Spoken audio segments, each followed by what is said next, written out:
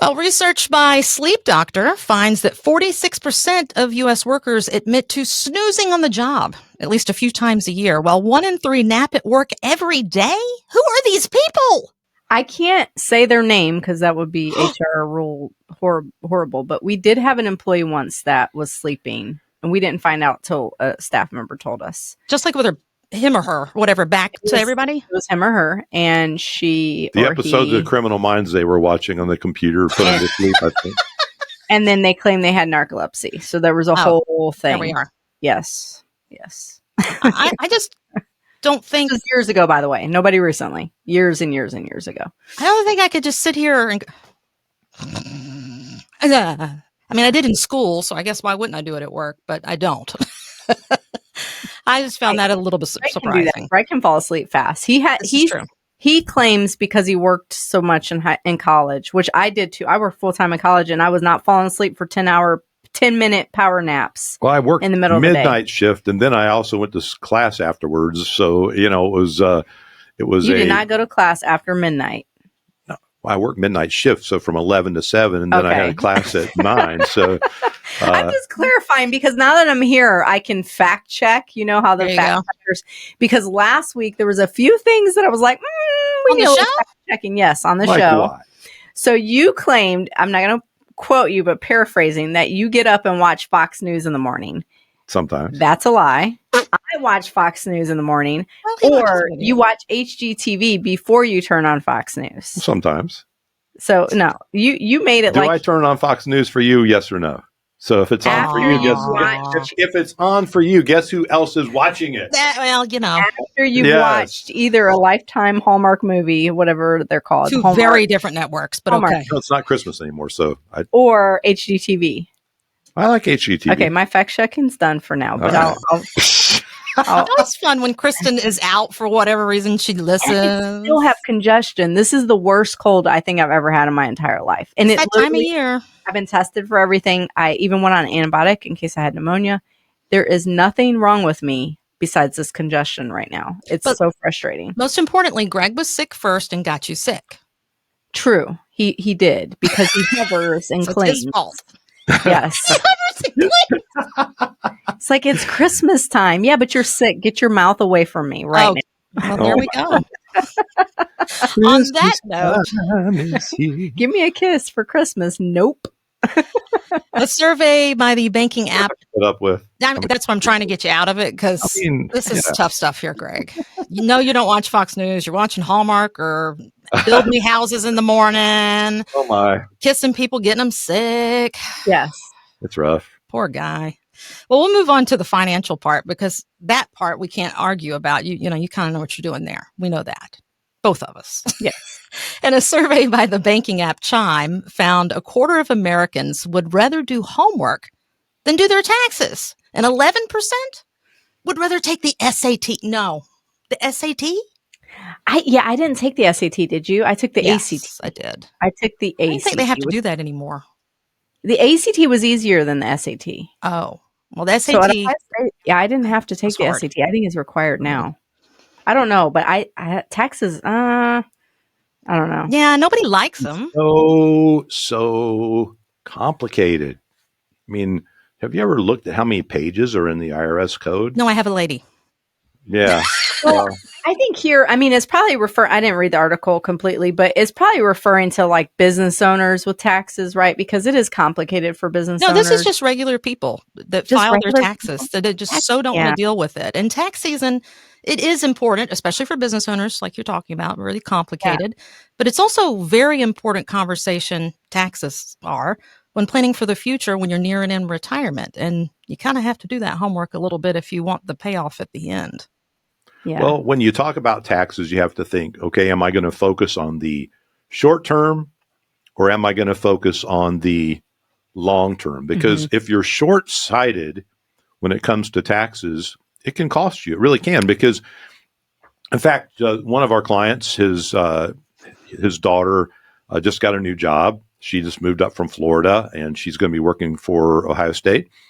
And so he asked, can she stop by and ask you a few questions? So last week she stopped by for about 30 minutes or so. and we sat down and chatted. And so I asked her that very question. I said, are you contributing to, because Ohio State has the Roth deferred comp plan. Oh, okay.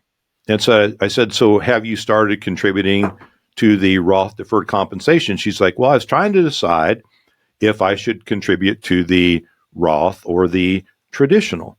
Mm-hmm. And so we got into that conversation. Well, do you want to focus on taxes short term or long term? And she said, well, what do you mean by that? I said, well, on the short term, you're still single.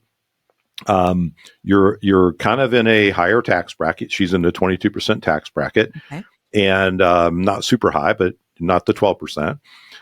So do you want to get a deduction where you save 22% on your contribution, or do you want to pay into the Roth after tax, but then everything that you gain thereafter belongs to you? Mm-hmm. I said, in other words, do you want to pay tax on the seed, or do you want to pay tax on the harvest? She says, I think it would be smarter if I paid tax on the seed. I said, absolutely. But I said, if you go to a CPA, a lot of them were going to tell you save tax today. Don't worry about tomorrow. Probably when you retire, it'll be a lower tax bracket. But I don't know about that. I really don't. So in my mind, more than just a tax preparation, it's tax strategies that people should be focusing on, not as much on the tax preparation, because in her case, I mean, there's no real work to do on the preparation. I mean, she's going to get the standard deduction. So I said, she said, should I hire a CPA? I said, no, go get you a TurboTax. Because in your situation, you're not going to be able to deduct more than the standard deduction.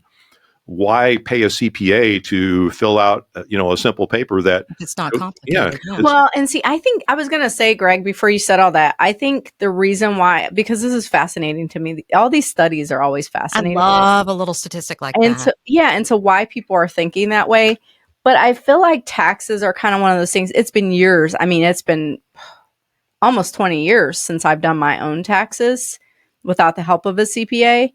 But I think it becomes that thing like, that children's book, Give a Mouse a Cookie or Give a Moose a Muffin. Yeah, yes. Give a mouse a cookie. If you give a mouse a cookie, they'll want a glass of milk. I think it's like Laura Numeroff or something like that. Book. My kids always loved it. But it's that thing like, if I do this, then I got to do that. If I do that, I got to do that. And then I got to do this. And then it's so overwhelming to think of all the tasks that follow suit when you do your taxes. Mm-hmm. I think that's really the issue. So like when you were talking, Greg, I kind of zoned out a little bit. I'm not going to lie. I don't know if the listeners did, but it's not because it wasn't interesting. And it's not because it's you.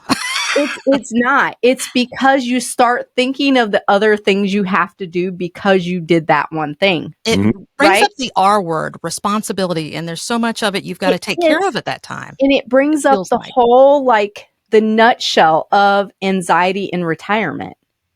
Because it's all these decisions that have to be made. So whether it's decisions around your taxes, and then if I do all that, then what does that mean for the final amount I have here? And if I do all that, what does that mean for my insurance? And what does that mean for this? And what does that mean for where I'm going to live? And so it starts bringing all these other questions up down the line. And I think this is why it's so important. We say all the time, retirement's not rocket science. It really isn't. A lot of people can do things on their own. It's not that hard. But when you start really understanding all the things that are connected in retirement, that's where the anxiety kicks in. And that's where the unsure feelings come in, and where you just kind of stick your head in the sand and don't do anything because you're worried if you make a decision here, it's going to affect this. And you don't really know what that connection is. Right. And so getting the right advisors behind you, not to take it over for you. I think that's the thing that a lot of people, especially women, I'm going to speak on behalf of women here. I think women start to think, well, I don't want anybody else to do it. I'm just going to figure it out and do it on my own. That's how I think. There's a trust concern. We don't understand. Maybe something might go wrong. That's it. And so I think you end up doing it on your own to your own detriment when you could have really good, viable help that would get you to a place of feeling more sure of how your retirement's going to turn out. Well, that makes sense. And, when you're thinking about your taxes, I think there's 4 questions that everybody should ask themselves. Number 1, where are tax rates now? And historically, they're some of the lowest. Right. You got the 10% bracket, 12, 22, 24, 32, 35, and 37% brackets. So if we can keep people in the 24% and lower, I like the idea of paying it ahead. Go ahead and get rid of Uncle Sam. Get them out of the equation. Get the tax free. Get out of the way. Right. In the higher brackets, not as much. Okay. Question number 2. Where are future tax rates likely to go? Well, let's look at the national debt. Just if we had to guess. Oh, my goodness. I would think that, once this Trump era is gone, and we'll see what happens after that, see if, we can keep, level-headed people that love America in office. But if not, and by the way, even if we keep level-headed people that love America, at some point we might have to just pay more of the debt down, right? Number 3, what are my tax options? Well, you can be in a taxable account, one where you pay tax on it every year. You can be in a tax-deferred account where you don't pay tax when you put it in. You don't pay tax as it grows, but every dollar you ever pull out later, you pay tax on. Mm-hmm. Or you can be in a tax-free account where you pay up front. Everything you grow and earn from that point forward is yours to keep. So those are your options. So now, and there's an ideal amount to have in each one, actually. How much you should have in taxable, tax-deferred, and tax-free. There's a formula we use to kind of help determine that, but helping people realize how they should be allocated between those 3 is paramount. And then number 4, what strategies do you need to implement to reduce taxes? And if your current advisor is not having these conversations with you, then maybe it's time to, test your retirement, test your potential tax bill down the road, and see if it makes sense to do things differently. Mm-hmm.